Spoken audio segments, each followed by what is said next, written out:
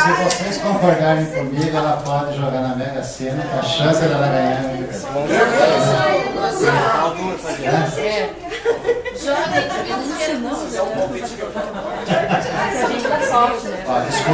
Desculpem o vacilo, mas a gente não é avisado que isso, né? Mas você sabia. Eu sabia. Vamos lá, continuar.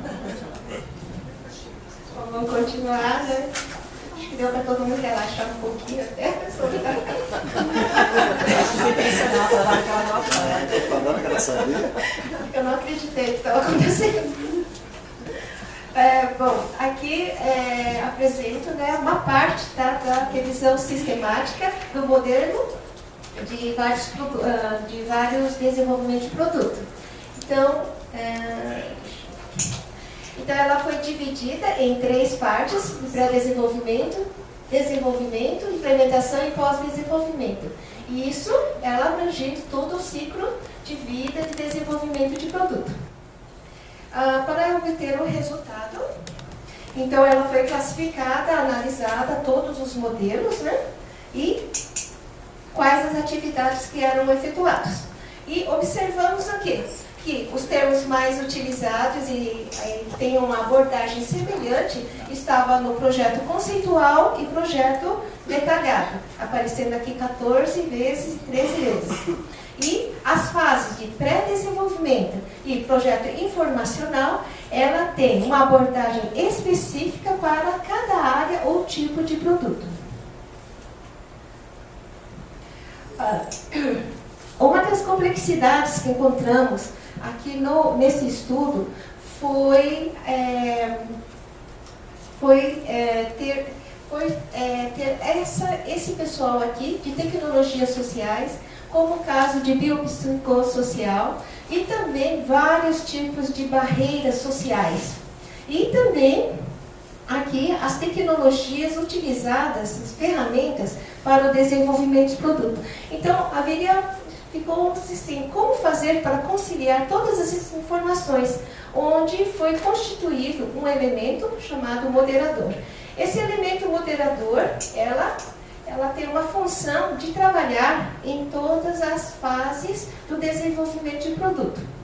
Mais à frente eu vou mostrar melhor essa função. Bom, uma outra parte, um fator importante é a influência interdisciplinar. Com o ambiente da engenharia simultânea, pode verificar que toda essa função interdisciplinar, ela promoveu um cenário integrado e de uma forma que os profissionais e prestadores de serviço de tecnologia assistiva pudessem dar a sua contribuição em todas as fases do produto.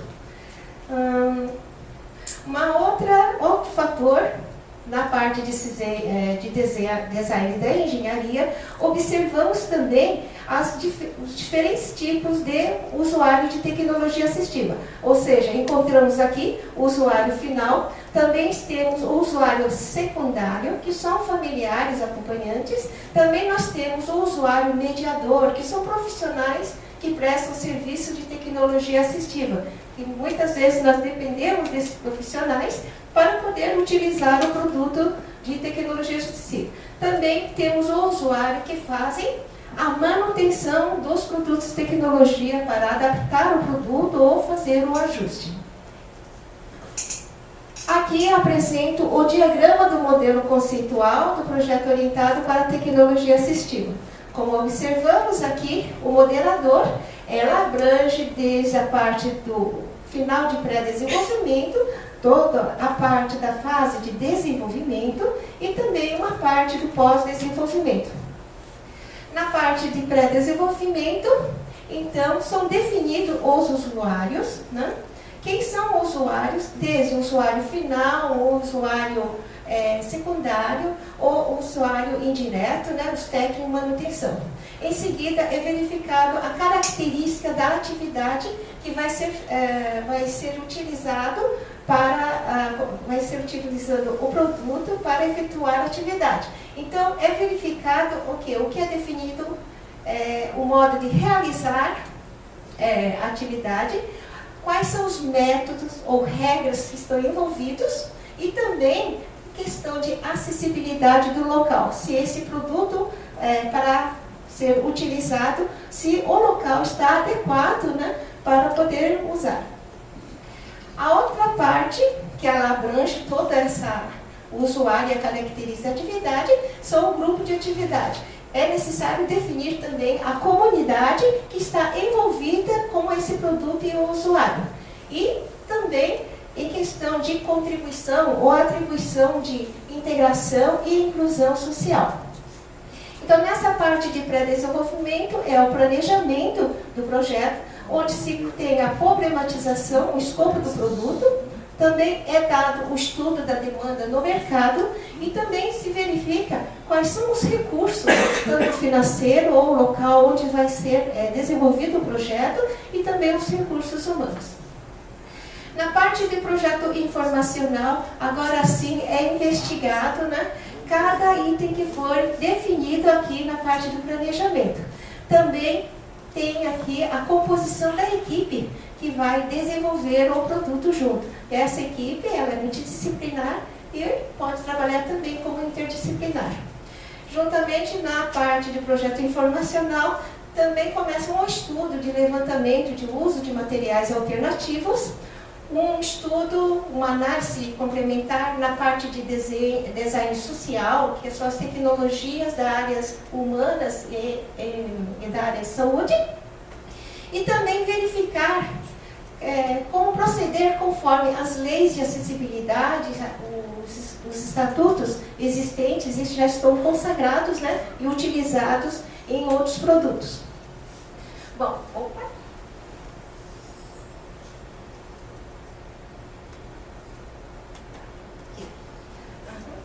Em seguida, a parte do projeto conceitual. Agora sim, com todas as definições, né, investigadas, né, de usuários, dos locais, dos produtos, como ser realizado. Então, essa definição, que são os requisitos do usuário, elas são transformadas em requisitos do produto, no caso, no requisito da engenharia, juntamente usando agora as ferramentas da engenharia. Em seguida vem o projeto preliminar, que é a projeção das peças que vai compor o produto. Okay?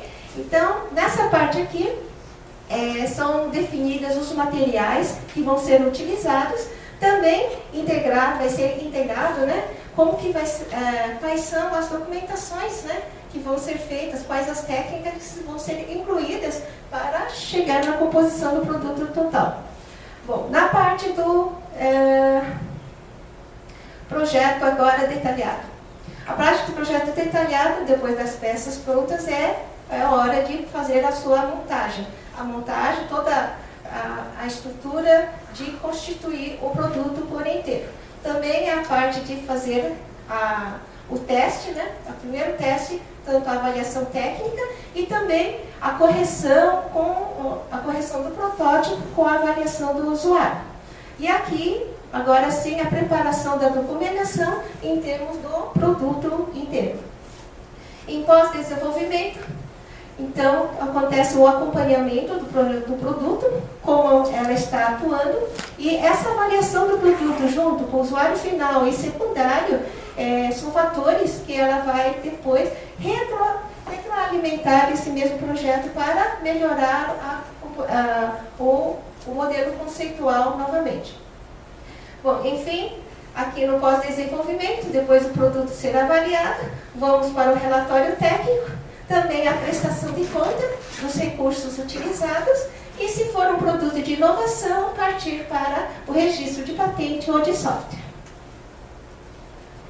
Bom, aqui então coloco o diagrama em cima para podermos implementar e aplicar em 4 estudos e casos múltiplos. O primeiro estudo de caso refere-se aos para-atletas com deficiência visual. O segundo, ela refere-se a dispositivo de apoio protético para membros superiores. O terceiro é a da bengala longa com baixo custo. E o quarto é o material para acessibilidade turística. E, ao final, né, Junta-se tudo, né, para fazer uma análise e discussão dos resultados. Bom, aqui é o primeiro estudo de caso, então o dispositivo de apoio para atletas com deficiência visual. Em questão de usuário, os usuários são os para-atletas, né, que são o usuário final, e o técnico esportivo, o treinador da área esportiva, que são os usuários indiretos. O que estava acontecendo? Qual foi o problema? Era durante o treinamento de condicionamento físico. No caso, para as pessoas com deficiência, os para-atletas, eles correrem em volta da quadra, havia necessidade de 4 pessoas trabalhando como cones humanos, onde essas pessoas ficavam batendo palma ou balançando a bola de guiso, ou mesmo chamando com a própria voz. Então, a pessoa com deficiência visual, ele corria de um canto para outro, conforme essa referência, né, que é dada por voluntários, normalmente. Então, o objetivo dessa pesquisa foi de desenvolver, de elaborar um dispositivo de apoio para fornecer a referência de localização. Esse estudo de caso ela foi contemplada pelo CNPq na chamada de tecnologia assistiva. Bom, na parte do projeto informacional, a constituição da equipe, vieram pessoas da área de design, de eletrônica, de educação física e da engenharia de produção. Esse trabalho aqui, ela foi dividida em 3 partes, que é na parte interna, a parte eletrônica, a parte externa, que seria o invólucro, que é a parte do design, e também um estudo sobre a propagação de som, como que poderia propagar a referência para as pessoas com deficiência visual. Assim foi utilizada a ferramenta de identificação e compreensão dos termos, que é DF4 e o DF5, né, que a gente fala definição de integração na parte de odontologia. Na parte do projeto conceitual, agora sim, foram definidos os conceitos e no design interno ela foi definida o modelo do sensor, o modelo do circuito integrado e o modelo de radiofrequência. Na parte do design externo, então utilizando a ergonomia e a usabilidade, foi definido o invólucro do controle remoto, a caixa de som e o dispositivo de apoio. Na parte de propagação, percepção sonora, ela foi definida o conceito de percepção áptica e também estabelecer os locais que iriam fixar esse dispositivo. No projeto preliminar, agora sim, aqui apresento, né, o protótipo, né, de peças. Isso aqui é uma prototipagem rápida, em ambiente CAD.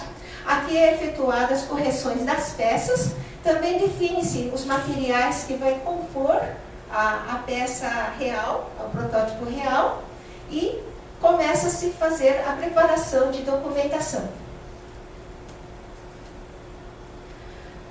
Aqui, na parte do projeto detalhado, então, como vocês veem, as peças que foram manufaturadas, né? Então, aqui a parte interna, aqui já uma parte externa, e aqui a parte montada do dispositivo. Então, eu vou mostrar para vocês como ela funciona.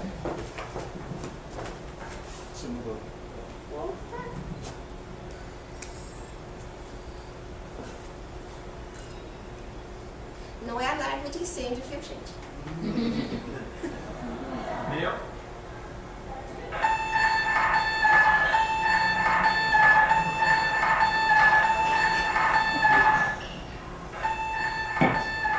Isso é um teste da pessoa correr na direção onde está a referência.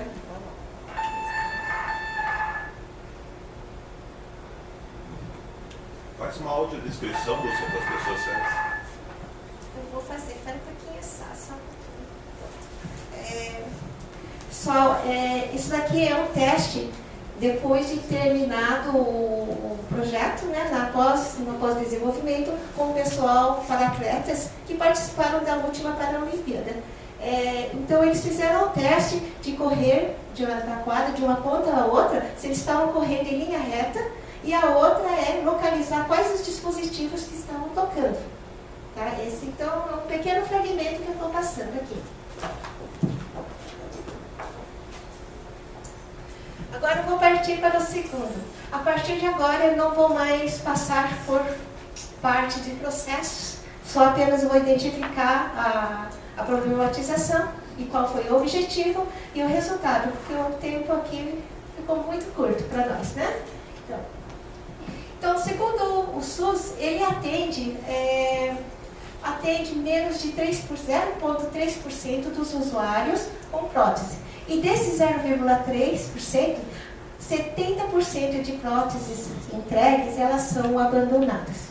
Tá? É uma coisa assim até estranha, né? Você fica, por quê? O que está acontecendo, né? Então, em questão de agenesia de membro superior, agenesia quer dizer que está faltando partes de uma parte do corpo, tá? Então, a agenesia do membro superior é uma parte da mão, o dedo, o braço que está faltando. Então, 10% dos casos de 1 a 2% de nascidos vivos com malformação, que é malformação congênita, e 75% dos casos são por trauma ou acidente. Tá? Então, o objetivo deste estudo de caso é um dispositivo protético para o membro superior, manufaturado em impressão 3D, com custo baixo e com qualidade.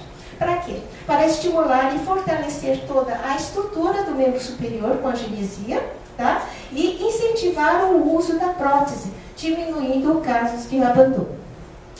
Esse projeto aqui, ela tem um projeto global maior, tá? E ela está dividida em várias áreas, desde acolhimento de mães, tem muitos outros trabalhos em volta. Mas para esse estudo de caso, ela foi dividida em 3 etapas: o pré-protético, o desenvolvimento do dispositivo e pós-protético. Então, aqui a equipe que trabalha para a elaboração do dispositivo é o design, a engenharia, a fisioterapia, a terapia ocupacional, o pessoal da ortopedia, psicologia e os pedagogos. Então, a área multidisciplinar, ela começa na parte de pré-protético e eles nos enviam as informações para podermos fazer o dispositivo. Aqui mostra todo o processo resultando em próteses nesse formato. São dispositivos em 3D protético, tá? Para fazer só o exercício. Então, são mãos de criança e a criança ela escolhe qual o personagem, o que eles gostam, né? Para poder incentivar e utilizar o produto. Um outro produto que foi desenvolvido, agora há pouco tempo, né? É essa prótese que a menina, a Gabi, lá, ela pediu para poder tocar o violão. Então, um dos nossos voluntários, ele desenvolveu com uma palheta fixa, pode usar a palheta, e também fixaram um lápis. E aqui mostra ela escrevendo, utilizando com a fixação do lápis, escrevendo no caderno, e com a outra mão dela escrevendo, e aqui mostrando ela utilizando a palheta, o dispositivo protético e tocando o violão.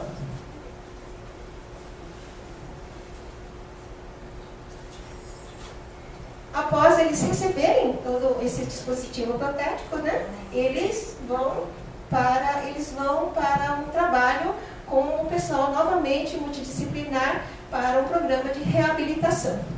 Também ocorre a manutenção do dispositivo por caso de desgaste ou mudar de ter o ajuste. Então também entra o pessoal da multidisciplinar.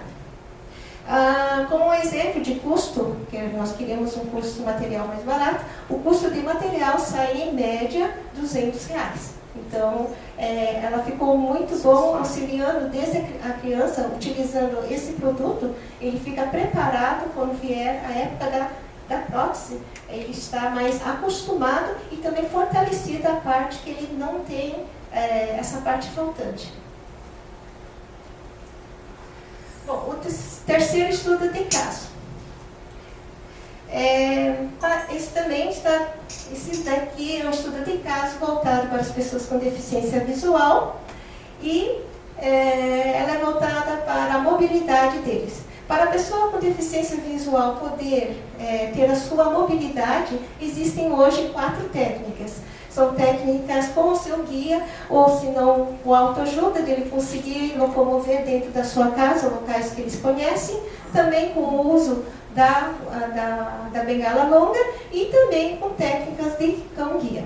Em termos de bengala longa, nós sabemos que existem bengalas muito mais sofisticadas, com tecnologias e com sensor que conseguem detectar obstáculos. Mas aqui vai a problematização, né? Quanto mais tecnologias avançadas são colocadas, agregadas no produto, nós observamos que o preço final ela aumenta, ficando longe da população que tem renda baixa, né, para poder adquirir. Um outro caso é o comprimento da bengala. Elas têm poucas variedades de tamanho. Então, uma pessoa menor, né, no caso, então, há necessidade de um ajuste e nem sempre fica bom de tamanho, né? A outra é a alternativa de substituir o alumínio ou fibra de carbono. O alumínio ela é utilizada por ela ser leve, no entanto, qualquer batida, qualquer coisa assim, ela fica meia torta. Logo ela fica uma bengala, assim, se vocês verem o pessoal, né, uma bengala bem utilizada, elas estão também tortinhas, né, vamos falar. Então o objetivo é desenvolver uma bengala longa.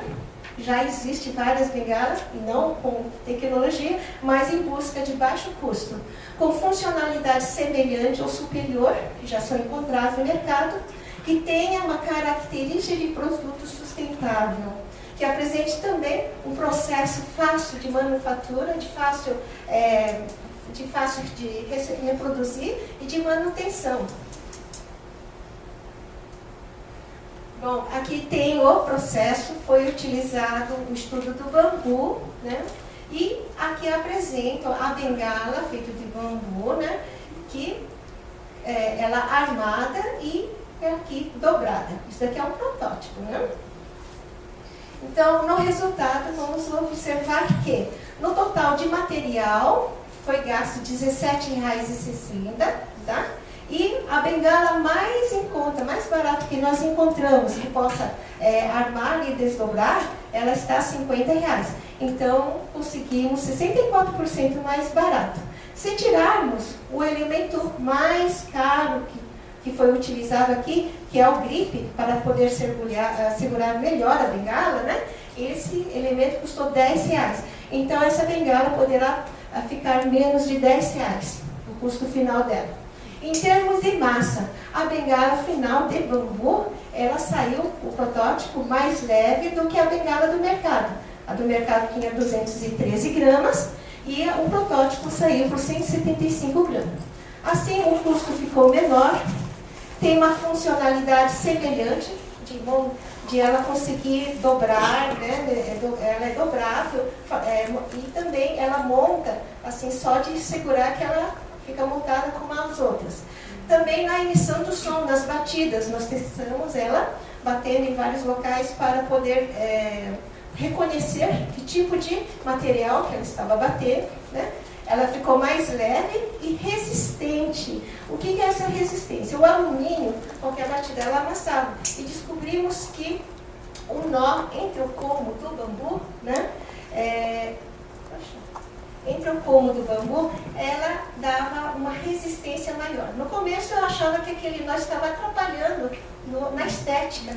E, ao contrário, aquele nó é que estava dando maior resistência à bengala. E também o como, essa parte do como, ela é fácil de ser cortada, podendo ser ajustada para qualquer tamanho da pessoa. E esse trabalho ainda está continuando, porque nós estamos buscando uma melhoria em termos da manopla e também da ponteira. Agora, o último estudo de caso, essa daqui é um estudo de caso para percepção sensorial. Então, para as pessoas com deficiência visual, uma das coisas assim, difíceis é a comunicação, a interpretação das informações que chegam nelas. Então, nem sempre o que é dito, né, ela é completa e totalmente interpretada. Então, inspirado aqui na exposição de Del Prado, no Museu Nacional Del Prado em Madrid, né, nós vimos uma apresentação de um trabalho que uma das partes do quadro ela está em alto relevo. Então, aqui é mostrado o trabalho de percepção tátil e percepção sonora, onde foi escolhido o edifício Empire State, que ela é um ícone nos Estados Unidos, né? E o quadro é o Skyline de Nova York.